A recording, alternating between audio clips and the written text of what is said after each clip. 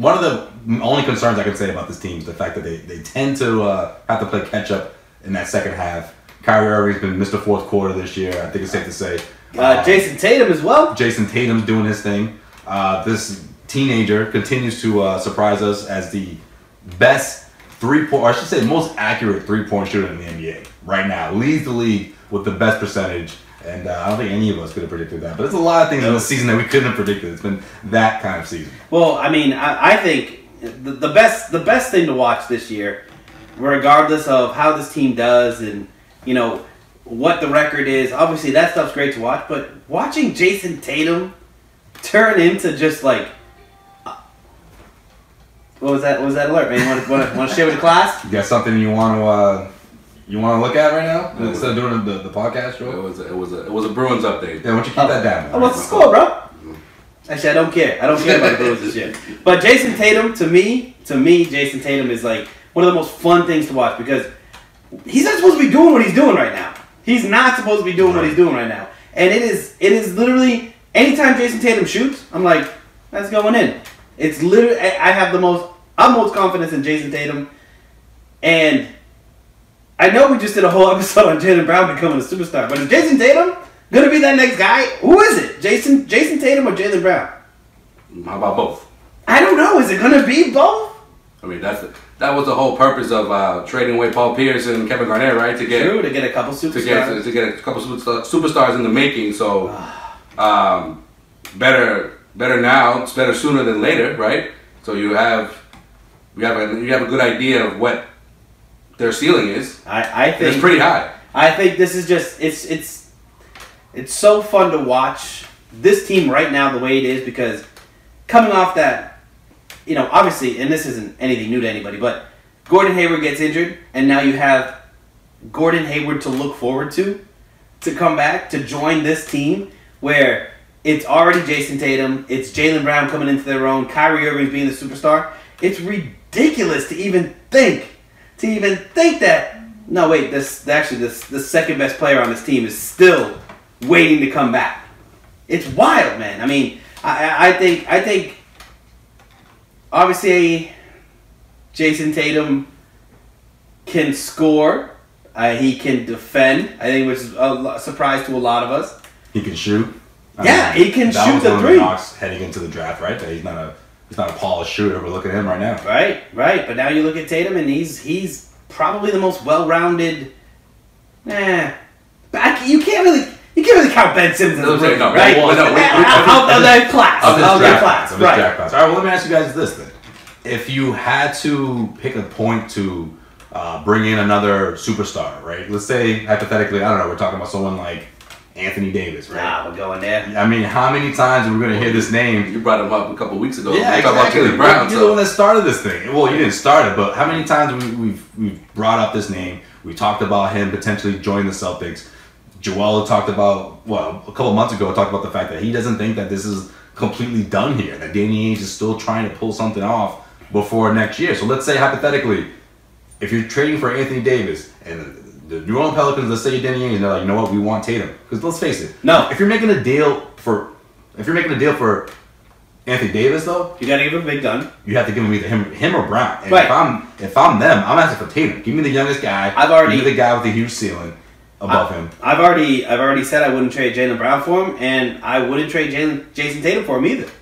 I don't think I would. I don't think I would give that up. I mean, I would. You legitimately no, I don't think so because trading Tatum now is dumb.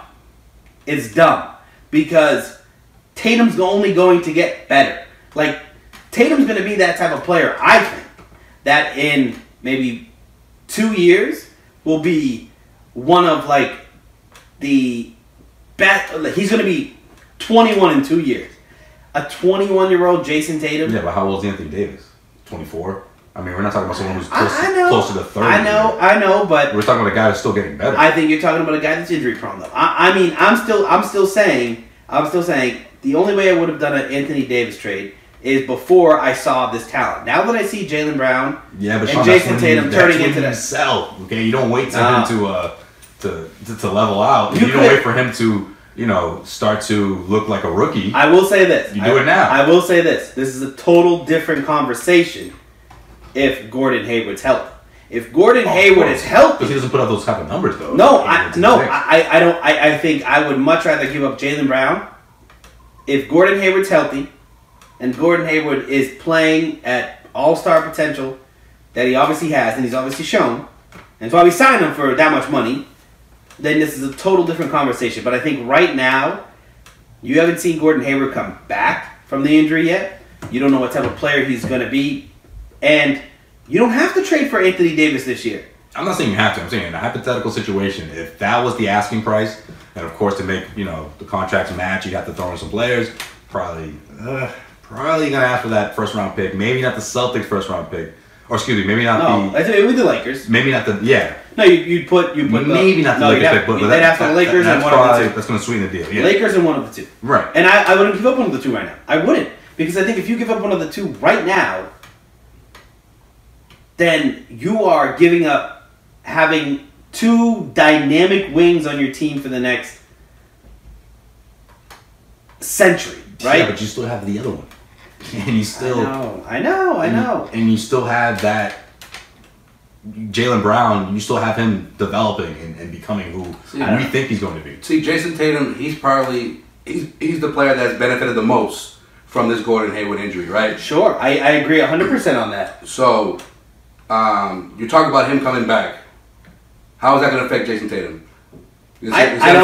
I truthfully, like minutes wise, a next year situation. Yeah, potentially next year, right? So I see what Sway is saying, because if a player like Anthony Davis is available now, and you don't know how it's gonna how Jason Tatum's minutes or his production is going to be affected once Gordon Hayward comes back, if that opportunity is there, it's kind of hard to just say no. I'm not going to do that. See, here's my thing though. It's like, I don't think adding Anthony Davis on this team right now, without Gordon Hayward, is going to win you a championship this year. Here's my thing. Here's my thing. Disagree you cannot count on Anthony Davis to be healthy. Sure you can. No, you cannot. Why? Because he's been in New Orleans? Be healthy?